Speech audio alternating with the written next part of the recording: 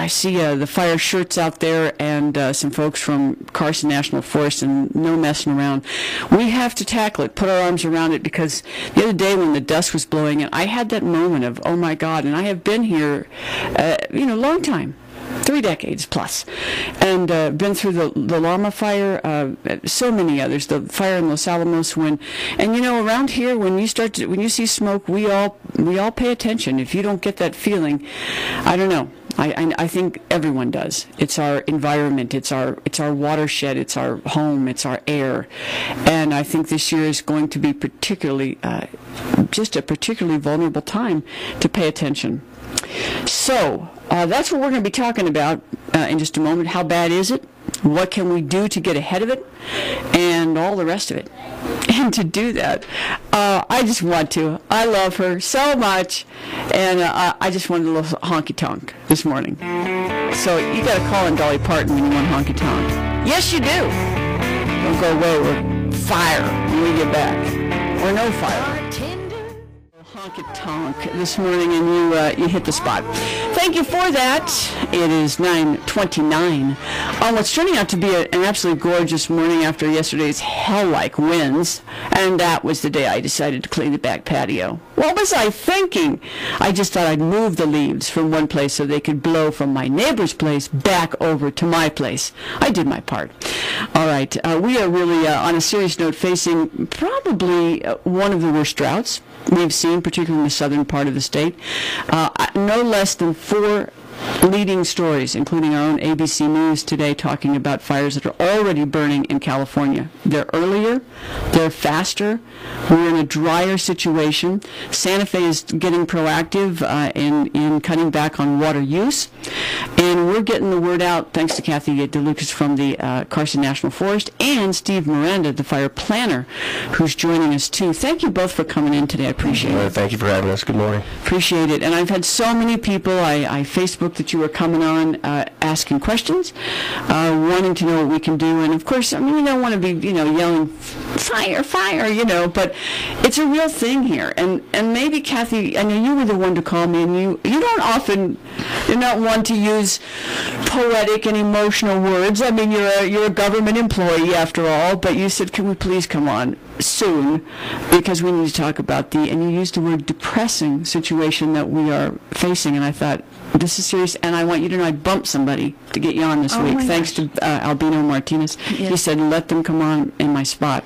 So you used a pretty strong word. Talk about that for a moment. Well, it is going to be a depressing spring, at least. We're hoping for a good monsoon, but this spring is turning out to be very dry, and the winter was very dry, and our snowpack levels were very low, and so we're anticipating a very active fire season. And so we wanted Steve to come on and talk about prevention methods and probably, just the scientific facts and things that we are expecting severe fire, and we may have to go into restrictions. I know that affects economies and stuff, but it's going to be a scary year until the monsoons. That is, of course, one of the questions, and we'll get to that with Steve. And first we'll lay out the situation. I do know that our runoff, and some of it, of course, it hits our border, and it's already been allocated for irrigators, so we're 50% down on our runoff, unless something changes, as you mentioned, and there's a miracle and we get an early monsoon, or hopefully we will get our monsoon. That's correct. Hopefully we get a monsoon is kind of what we're looking at now. And I mean, did you grow up here, Steve? I grew up in Silver City, actually. Another very dry spot. Very dry, lots of wildfires. That's what got me interested into, fire and wildfire management. So one of the things that I've noticed being from Silver City, going down and visiting family, is that in all my years of going down there and visiting, I've been up here since 1995. The Rio Grande has always run. We cross through Hatch and then go across that bridge. This year, it isn't running down there. I've seen the photographs, and it's really like, if you love this place, I mean, and you don't get a little choked up to see this sort of desert landscape. It's where we grow our Hatch chili.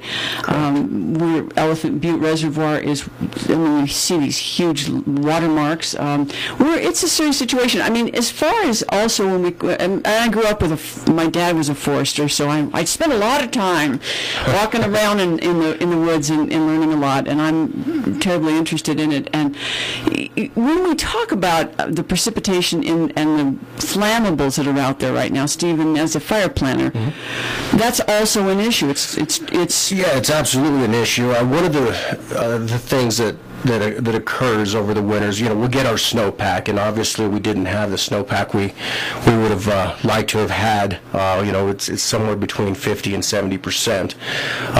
And of normal. Of normal, okay. Yes. Yeah, let's get that clear. And then on top of that, what we've been getting is stronger winds in the spring. We typically do. We are the Southwest. We get strong spring winds, but these winds are coming earlier. The temperatures are increasing earlier, and so what that does is it doesn't allow the water to run off. It creates evaporation. It just goes out into the atmosphere, and it's sent off, and generating energy for storms out in the Midwest. And that's probably why we're seeing some stronger storms getting drawn up. Moisture getting drawn up from the Gulf and actually taking some of our moisture, pulling it out into the air and moving it out into the plains, and those folks are getting quite a bit of moisture where we're staying dry. And again, it's not just us. There are stories coming from the New York Times today, from the Associated Press. As I mentioned, there are already a couple of fires burning in California. Yeah, in fact, we even got a fire burning here in New Mexico. Carson Hotshots, a local Type 1 hotshot crew, was dispatched to a fire in Sandia, on the Sandia Mountains this morning. Which are just bone dry. How big is that right now? Do we know? Last report I got, it was 3+ acres. It was kind of mid-slope, which is a dangerous place for a fire to be. And it gives it an opportunity to run some fuels up ahead of it, and it preheats the fuels. So, that's one of the things that we practice with the Forest Service and all our cooperators. State, county, local fire departments, and our interagency partners. Is a safe and aggressive initial attack is our best management practice right now, just being safe and aggressive. Well, and this brings us to the next point, and I mean, there are some things we simply, you can't put your arms around Mother Nature. I'm talking lightning strikes. The winds are more powerful. We could talk to scientists about their theories on global changing, global warming, whatever you want to call it. It's real. It's happening. Yeah, it is. It is real. At least, from the time frame of our generation, our human lifespan. We've obviously seen a change, and you talk to local folks, and they say that, we've not been able to drive this road ever until now. Now there's no snowbank there. It's very, so we use a lot of local knowledge and local intelligence to help us kind of measure and get an idea of what our fire season is going to be. And then we also use the science behind it to kind of quantify and be proactive on how we're going to prepare for fire season, how we're going to pre-position fire resources, and where we're going to pre-position them to be the most effective and efficient to keep those fires as small as possible. And when we look at the whole West, and you talked about the hot shots, and I know these firefighters are pulled from one to another, and we have traditionally been stretched thin, and I think with tighter budgets we're going to see even more stretching on this front. Yeah, we are going to see some stretching, but we're going to do everything we can to mitigate those types of tightening of budgets. Obviously, public and firefighter safety is going to be our #1 objective, and our direction is that we're not going to downsize any of our firefighting resources. And we had that discussion yesterday with our region, which encompasses Arizona and New Mexico. We're going to do what we can to maintain that firefighter production capabilities, what we call it, but in essence, keeping our engines, keeping our hand crews, and just keeping those folks ready and still up on the budget. Kathy DeLuca, Steve Miranda joining us from the Carson National Forest. I want to get to it, and of course there are a lot of us that we've got the hiking boots ready to go as soon as we can get up on the trails, and I think that people are enjoying that. You talked about restrictions. We hope that we don't. I always to keep hikers out is a sad thing. I also know there are times we have to do it to keep our forests safe. So, I don't want to get behind the 8 ball either. How long are you going to wait? We're coming up on Memorial Weekend, which is traditionally the unofficial start of summer. People are going to be up in the forest. Are you still allowing open fires?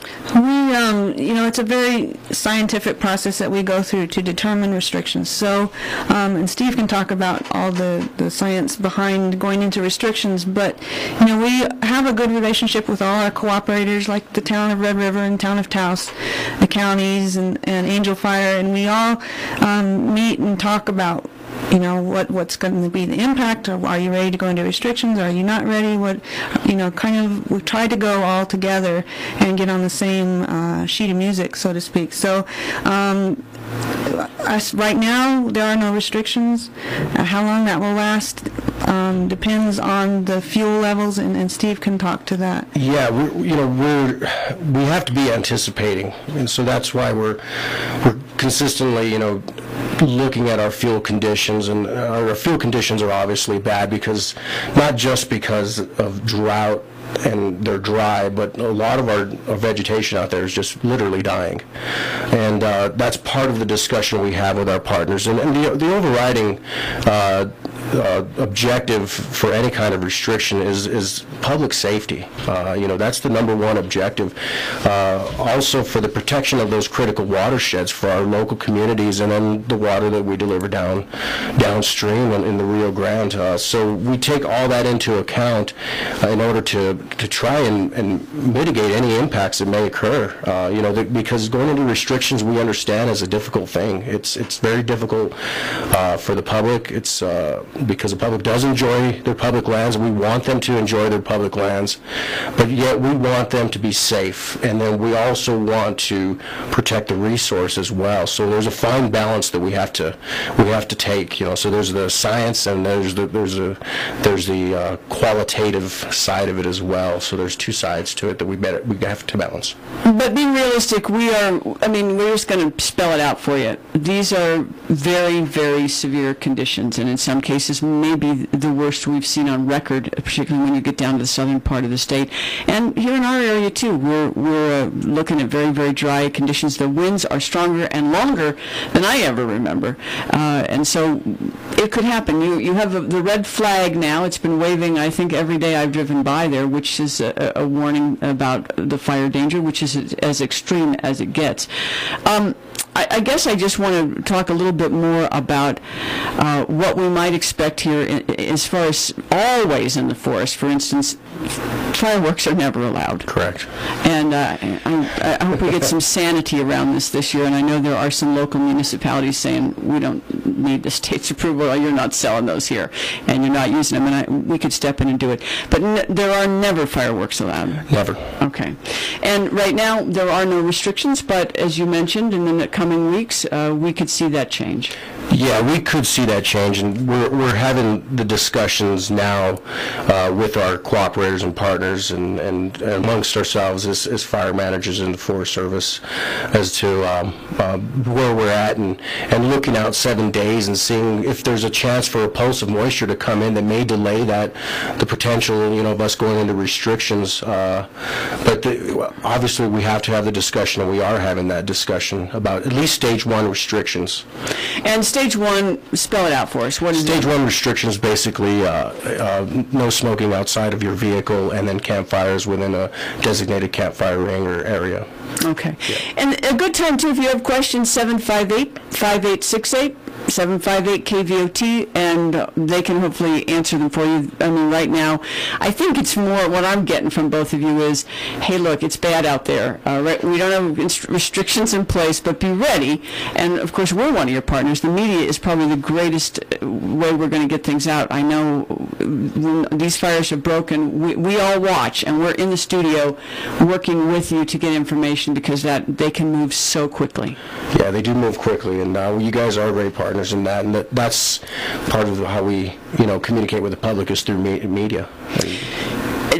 Absolutely. Now, I want to talk about safety, and again, you said depressing, how bad it is. It's the first time you've ever not seen the river flowing down by Silver City. The Gila, I mean, New Mexico's a pretty big state, and I know the Gila actually often gets the brunt of it. They're pretty dry. We get a lot of fires in that area. We've been a little luckier here up in the north, but we're still way dry. Yeah, we're still way dry.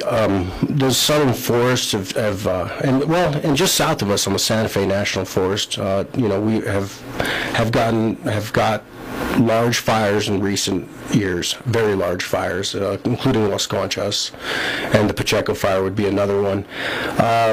Fortunately, on the Carson, we have not had too many large fires in our history, but that is changing. The dynamics of the landscape is changing, so I think we need to expect, and the expectations or the realization is that, for lack of a better term, is that large fires are going to start occurring on the Carson National Forest because of the changing conditions out there. The environment has changed, and we just have to be able to address that and understand that and realize that it is changing. And we are going to see large fires here. It may not be this year. It may be down, and it may be next year, but eventually things are changing. I also want to say that it would be great to have someone from the county, but no open burning is allowed without a permit. You should know that if you're in the county. And I know that traditionally some of the older folks here, that wasn't always true, but you need a permit. Use common sense. I mean, obviously we live in a place that gets very windy in the afternoons typically, and if you do have a permit, burning in the morning is a good idea. Other safety things. I mean, we have folks out cleaning their acequias now. This is a traditional practice to use fire to do that. Yeah, I think the one thing to do is just keep informed, or keep yourself informed of what that weather is going to be for the day and for the next maybe 48 hours. You talked about the red flag and our red flag warnings. Obviously, a day that we have a red flag, or there's an anticipated red flag coming up the next day, burning your ditches or burning barrels is probably not a good idea, even if you do have a permit from your local fire chief.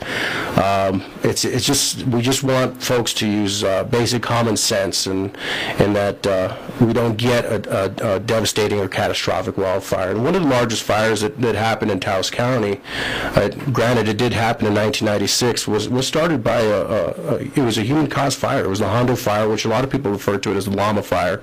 The official name was the Hondo fire, and that was a human-caused fire. And the thing raced up the hill faster than you could, and that is the thing about fire. The other thing I want to talk about is the misconception, and this can happen, whether you're cleaning out your ashes or particularly if you're hiking in the forest. Some people think, oh, it's enough, we poured a little water on it. We peed on it. I've heard everything. It's all good. It's not all good. Sorry to be so crude, but that was actually, you know the story I'm talking about. Yes. That was another story that the guys camping thought they had taken care of it. You really have to do a lot more to make sure that those ashes are cool and out before you leave that campsite. Steve, what do you tell people to do? I tell people to definitely use water, a shovel, mix it with soil, and then once you've mixed it, with your bare hand faced with your knuckles face down towards the campfire, kind of lower your hand to the campfire, and if you feel any heat in there, then your work is still not completed. You need to work that campfire until you can actually put your hand into the fire pit and you feel no heat.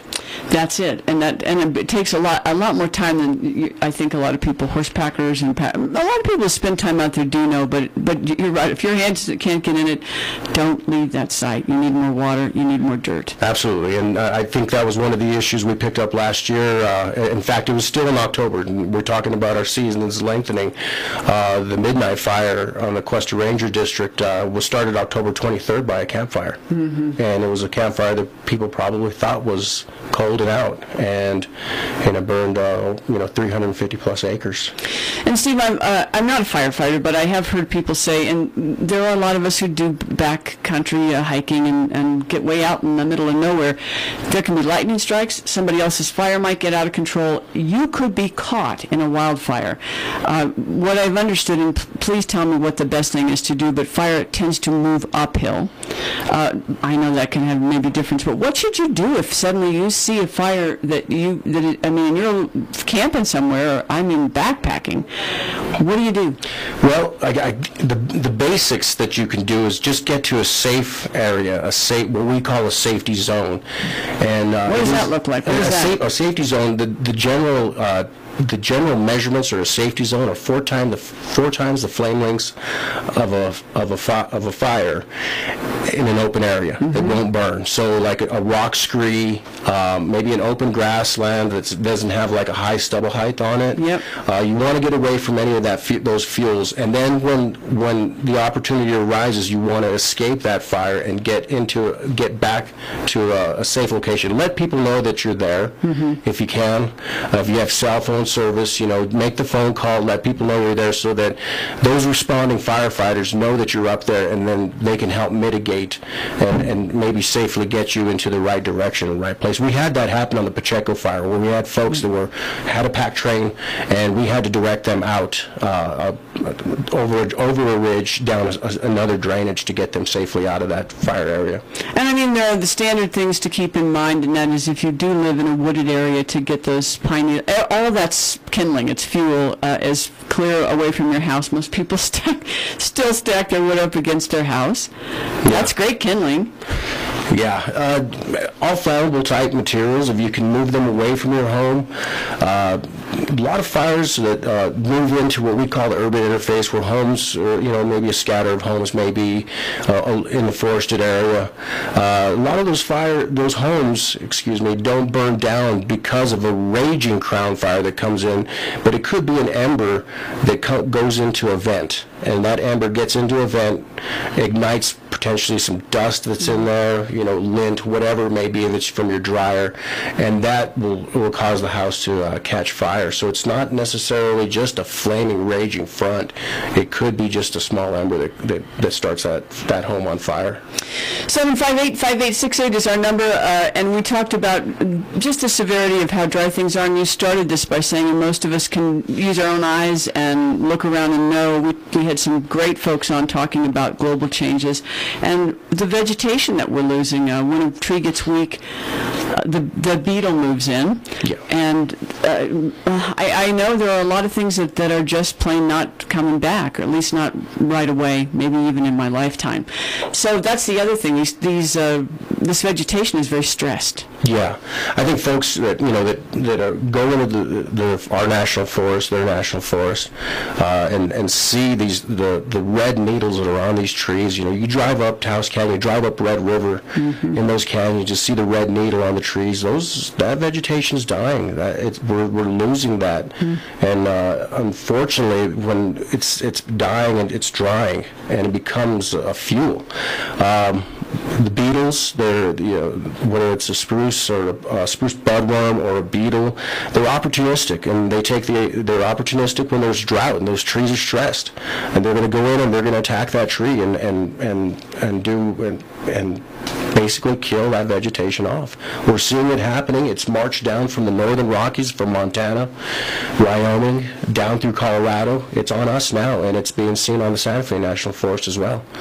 Yeah, times have definitely changed. And I know, Kathy, it seems just that you're a little bit cautious to say when, because you don't know, and it's not going to be a unilateral decision. But I also know that there will be people on all sides. Economically, we depend on our forests for recreation and the draw here. But let's be real. Safety's got to be number one. And when the call is made, that's that. My only hope is you don't wait too long. Absolutely, and we try to make that call, and it's a delicate line to walk. When do you think we might see it? We can look ahead at predictions. Well, if things continue to trend the way they are, it could be just a few weeks out. It could be, before Memorial Weekend, potentially. If we don't see a pulse of moisture come in that kind of sets us back a little bit and sets our fire season back, that is a potential that Memorial Weekend may be that time frame. And then if we get moisture, that it's not going to change our overall fire severity or fire season severity, but it may just buy us a week. It may buy us 2 weeks. It just depends. We're pretty much down a road right now. We're down that course, and I guess I don't want to say it's inevitable, but we got to be real careful. This is probably the most dangerous time of year because we get the winds. So if a fire does start and we get 50-mile-an-hour winds, we can't fight a fire like that. We have to pull back. And so, it looks like to the general public we're not doing anything, but we have to protect our firefighters' safety. And so when the winds are blowing 50, 55 miles, there's nothing. You can't get an airplane on it. You can't get a helicopter on it. There's nothing you can do but let Mother Nature be yourself. Well, I guess I want to say the message is out there. We are looking at a very severe fire season. Hopefully, we'll get our wonderful lush monsoons this year, sans too much lightning. That would be good.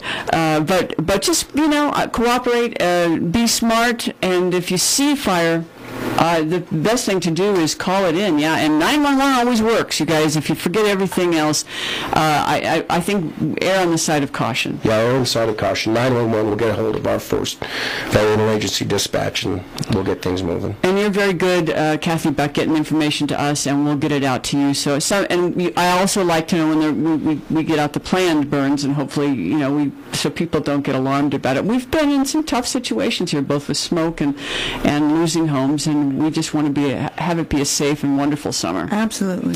All right. Well, thanks for coming in, and we will be in touch throughout the season. But we did want to start off this show by saying you may see some restrictions coming down the pike in the next few weeks, and please just know it's for your safety and the safety of our forests. I want to see them go on. Well, we do have a call right at the end. Good morning. You're on the air. Oh, thanks, Nancy. I think I was calling a little too late, but I just wanted to also put out there that there's several fire departments around that are looking for volunteers right now, especially if you live in the 2 Peaks or 3 Peaks area. Carson Fire Department is pretty much underway and trying to get up and started, so we're looking for members, and just any way you can help out your local fire department, Excellent reminder. Do what you can.